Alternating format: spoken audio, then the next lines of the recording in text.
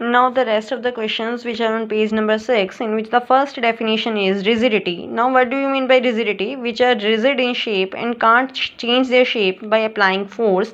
Rigidity can be expressed as a tendency of matter to resist a change in shape.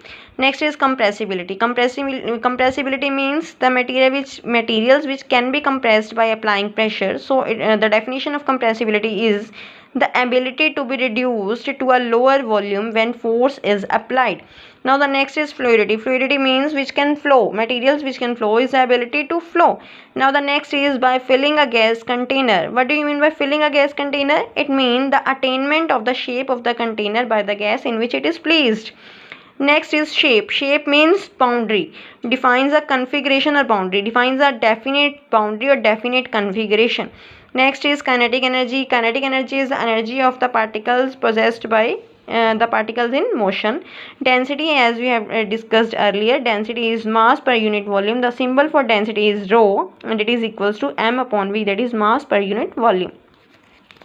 Now the next question is give reasons. First question is a gas fills completely the vessel in which it is kept. Why gas fills completely the vessel in which it is kept? Because the particles of the gas are randomly moving. They occupied all the space inside the container and they take the shape of the container. The answer is as the gas particles have more kinetic energy and they move freely in all directions and have less attraction between them, therefore gas completely fills the vessel in which it is placed. Then second question is a gas exerts pressure on the walls of the container. Why? As we know that the particles of the gas having high kinetic energy, they move faster.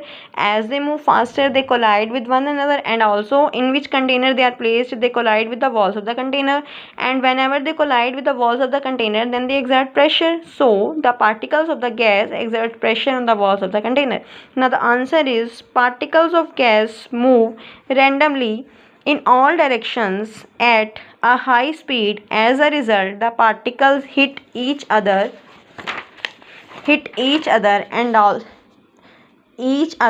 also hits the walls of the container. Therefore gas exerts pressure on the walls of the container. Now the next question is a wooden table should be called a solid. Why? Because in wooden table the force of attraction between the particles is maximum and have less space between them. The answer is a wooden table has a definite shape and volume. It is very rigid and cannot be compressed. Hence the wooden table should be called a solid. Now the next question is, the last one is, we can easily move our hand in air, but to do the same through a solid, we need a karate expert. Why? The answer is given here. Particles of air have large space between them. As we know, air is very less denser as compared to the other elements. So the particles of air have large space between them. On the other hand, wood has little space between, because wood is a rigid solid material. Its particles also it is rigid. For this reason we can easily move our hands in air because the separation is maximum between the particles as compared to the solid, that is wood.